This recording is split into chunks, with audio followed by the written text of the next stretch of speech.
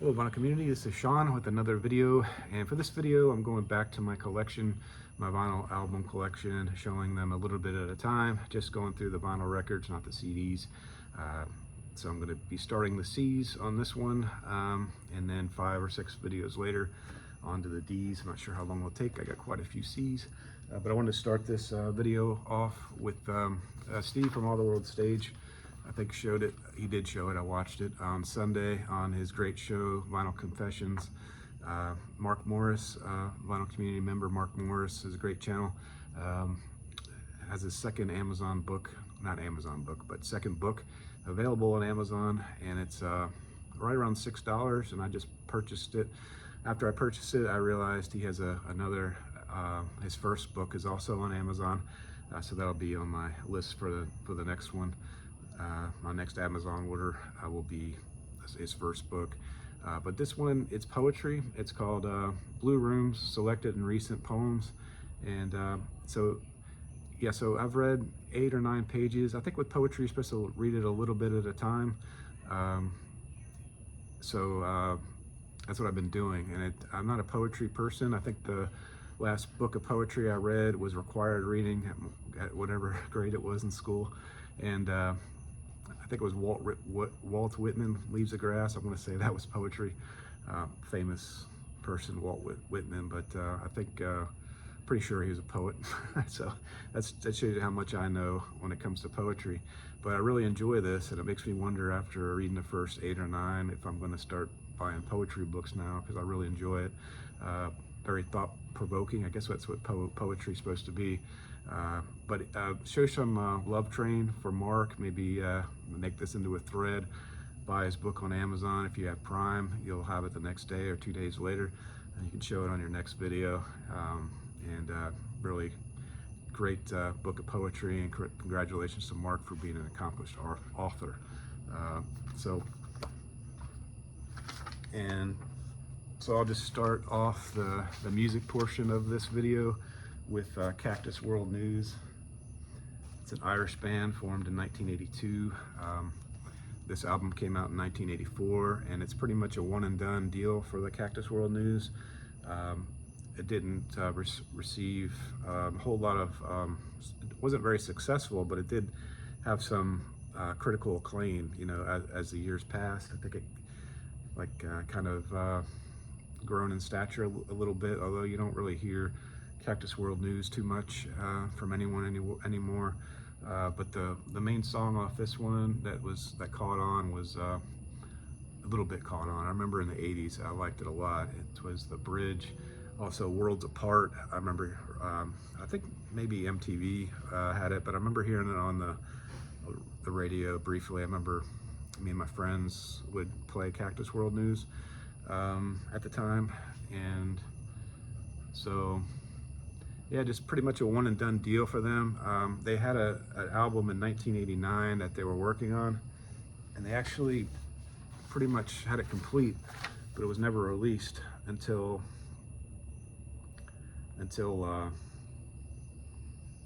where is it? Yeah. Oh yeah, there it is. 2004, an album called No Shelter. And you can buy it on CD. It's not available on vinyl, but it's a rare piece. It's on Discogs now for $45 for a CD, and I'm too cheap for that. I'm waiting for it to go down and to maybe snatch it up at a later time. But on the history of Discogs, there's just not many around. So if you look at the history of that album, it goes for big bucks. So I'm not very optimistic, but alternative band, lead singer is E-O-I-N, no idea how to pronounce that, but McEvoy is the vocalist, and I did some research and I can't find anything on that guy. He didn't do anything solo record wise or anything like that. I guess they just left the music scene altogether after this album, and the only one that did anything musically that I can tell after this for this band is Frank Kearns, the guitarist. He played on I think 3 or 4 songs in the Church's album, Untitled Number 23, and also he played on 1 song on the 2014 album, Further Deeper from the Church. But that's the only other music connection I can find. The song The bridge was produced by Bono of U2. Very good album. I rated it up there. I don't think it'll be one of my top finalists of my top 30 or 20, but certainly a great record to have, and it's very underrated. And if you ever come across it, I'd encourage you to buy it. All right, so for the next band that I'll show, I have 3 records from these guys. One of my favorite groups. They have 9 studio albums, and I guess this is the first one. This is their debut album, and this is the self-titled release in 1980. Michael Bean is the lead singer, baritone voice, not much range. He's got that nice baritone voice. Not much range, but a lot of passion and a lot of spirituality with the lead singer. So that's what I like about this band. Guitar, lead vocals and guitar is Michael Bean, and then Scott Musick on drums, Tom Farrar guitar, Jim Goodwin keyboards, at least on this record anyway. And there's a picture of the, actually I take that back. This is Michael Bean, Tom Farrar, Greg Freeman, and Scott Musick on this one. So Greg Freeman on this album, and not Jim Godwin. So that's a picture of the band there. Michael Bean, unfortunately, okay, so they had 9 records in a span of 20 years. They disbanded in 2000, and then Michael Bean unfortunately passed away from a heart attack at a music festival in Belgium. He wasn't playing with The Call on a reunion tour. He wasn't with another band. He was a sound engineer for his son's band, Black Rebel Motorcycle Club. Tragically died. I can't imagine his son having to see that happen. That must have been very traumatic. I know there's a Call tribute album with various artists that's on my list. Yeah, so Black Rebel Motorcycle Club, I'm not really familiar with. That's his son's band, also known as BRMC. I need to explore them. If you know anything about them, and just put something in the comments if they're worthy of exploring their discography. Also, The Call has an album that came out in 2024 called The Lost Tapes, which pulled Michael Bean's, I guess, lost tracks or whatever. They put it together in an album, produced it, but $50 on vinyl, so on the website. Can't afford that. I can't afford it, but I don't want to pay $50 for a record. I sampled some of the music, and I wasn't too impressed with it. I think it maybe should have been left on the cutting room floor, to be honest. But if it goes down in price for some reason, you can get it on CD for $25. Being a fan of the band, I'd like to have it. So, but this is the debut album, and I rated this as a solid B. I don't have any A-list songs on this one, but the first song, War Weary World, Fulham Blues, and Unbearable are the top 3 albums that I think on this album, and it's The Call debuts album. All right, so for the next one, The Call, this is the one, my first record I ever bought as a child. My very first record that I bought, and I remember buying it at a record store, and it's just got the little baby in the satchel. So that's one of the best covers of all time, I think. I think so anyway. Yeah, so it's this one is 1986. This came out. This has got the song "Everywhere I Go," "I Still Believe," "Oklahoma," "With or Without Reason," "Tore the Old Place Down," "Sanctuary," all highly rated songs that when I ranked this album. "I Still Believe" was covered in the Lost Boys soundtrack, but if you buy that Lost Boys soundtrack, the version of this of "I Still Believe" should have been played by The Call because it was butchered. So if you buy the Lost Boys album, maybe skip over "I Still Believe." It was sung by Tim Capello, and I don't think highly of that song at all. I don't like it. But the Lost Boys, soundtrack would be a good one to have. I've got it on my want list for the other songs.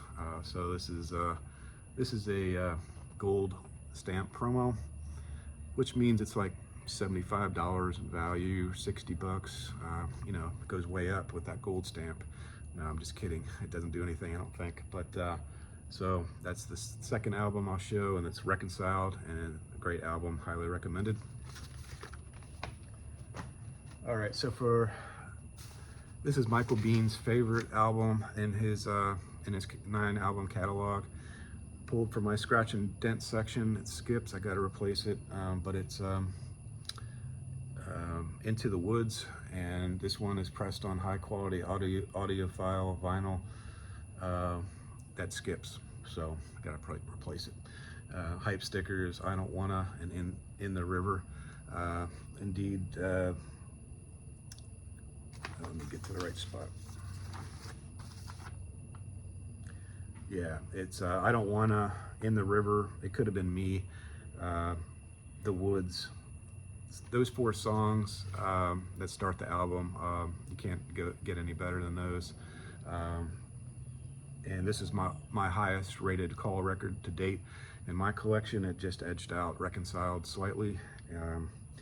So that's all I'll say about this one. The Call, Into the Woods, highly recommended. All right, so my next one is, I think I got my records out of order here.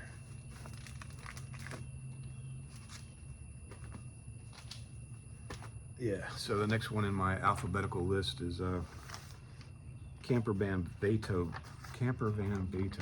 and I only have one record from Camper Van Beethoven, and it's kind of an odd one to have. I know the other ones are more popular, like Take the Skinheads Bowling and Key Lime Pie. 2 and 3, I think it's called, are more collected. This one is 2004, and it's 7th of 9 studio albums from this band. This is 67 minutes in duration, double LP.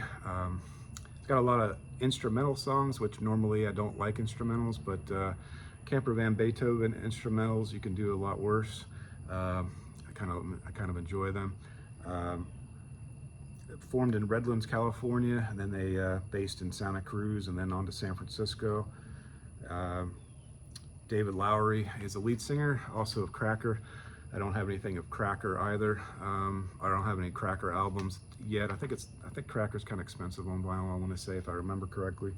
And this one is, it's got a booklet inside, and it's kind of a strange album. It's sort of a, I guess it's like, it tells a story. It's like a play, and it's set in a surreal alternative universe in which the United States is split up into separate hostile countries. Texas, right wing, and then Christian country, and then California, left wing utopian state. This story, it's engulfed by a civil war and occupied by right wing security forces. It's a cryptic commentary on the red-blue state political division that exists in the U.S. So it's prophetic in nature, because this was made in 2004, and I don't remember the conditions like that in 2004, but it's certainly like that now. So it's pretty weird that it's that they came out with this. This one is not a gatefold, and it comes with this little booklet here, and it kind of tells a story of the conflict between Texas and California, and then it's like a comic book. It tells a story, and it mentions the songs in there and how they relate to the overall telling of the story.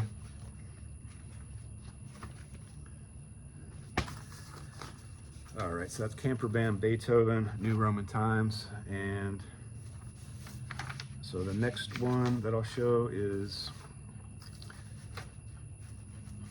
the Cars. First one is Panorama that I have. This is their 3rd studio album. I don't have their 1st and 2nd. First was self-titled, of course, and was their most popular. Panorama. A lot of people pan this one.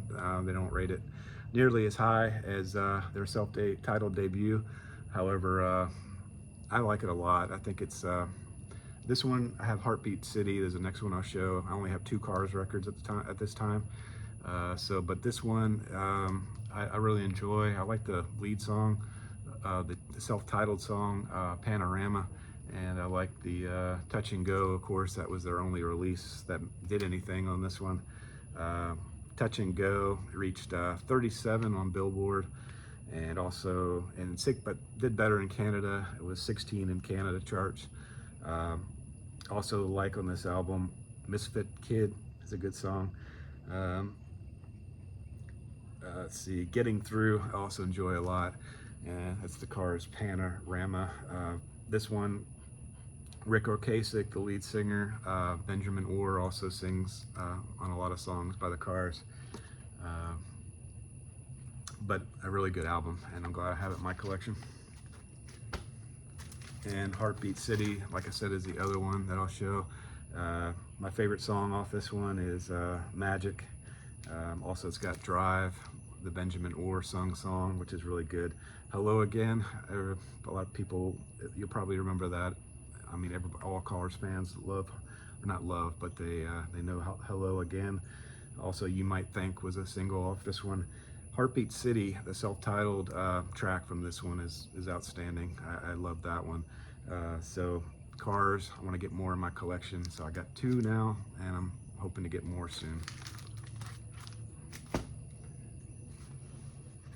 All right, so for the next one, try to speed this video up here. It's going kind of long. The Charlatans between 10th and 11th.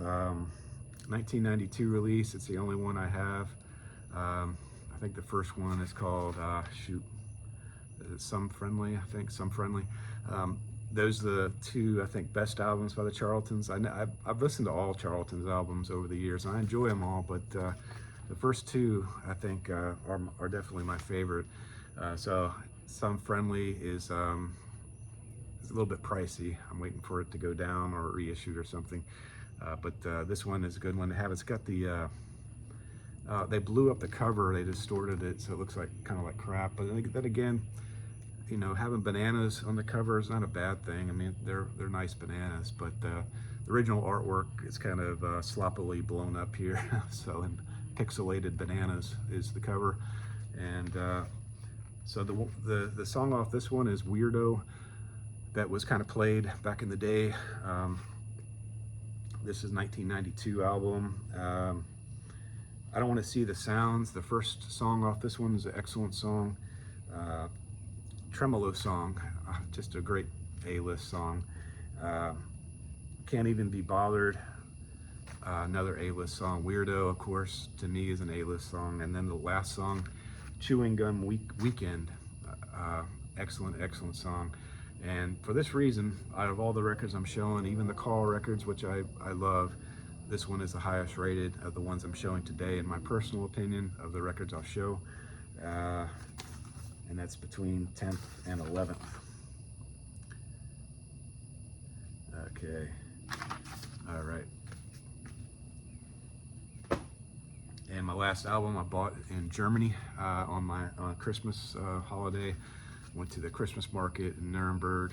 Bought this one in Nuremberg from Monotone Records. It's on the sticker there. I should have did a Brian thing with, but at that time I was I guess I started my channel, or started making videos on my channel before the trip. I'm not sure. I'm bad with dates, but anyway, so I bought this one in Germany. Like if I would go to Germany now, I'd probably record some, you know, the record stores and stuff like that, like Brian did and a lot of vinyl community members do when they go on vacation. But I didn't think to do it on this one. Eric Clapton, 461 Ocean Boulevard. My wife really loves Eric Clapton, and I love him too. This is our first record from Eric Clapton, 461 Ocean Boulevard, and got it for €12 at the store. I don't think it's a great deal, but it's in great condition and plays wonderfully. I hate European jackets. I don't see how the Europeans stand stand for it. It's just these cheap, flimsy, waffly records. It's pretty terrible. This one's a nice gatefold despite the thin jacket. But the other thing too is I got a Simple Minds record that's also European. I didn't buy that one in Europe, but I just bought it from Discogs seller, and it's got the real weak cover, and it's hard to get this stupid record in. I ripped the jacket getting the record in, so I'm done with the European jackets. But I'll go on. I'll live. I won't die. So the songs off this one, Motherless Children. I Shot the Sheriff is the one that I ranked the highest and the most popular song off this one. Give Me Strength is a great second song off this one. It's kind of a mellow, short mellow song. Also very good. I put that on my playlist the other day for relaxing music. On my Spotify playlist. Really a great album. I feel. There's not many. The weakest song on this of the bunch was a single off this one called "Willie and the Hand Jive." I don't like that song. It's a worst rated song on my rankings. But Mainline Florida is really good. Yeah, but Eric Clapton, happy to have this one as my last album I'll show on this video. So again, Mark Morris, buy this one, make a thread, show it, support VLCT, give some love train to Mark. Thank you for watching, and we'll see you next time.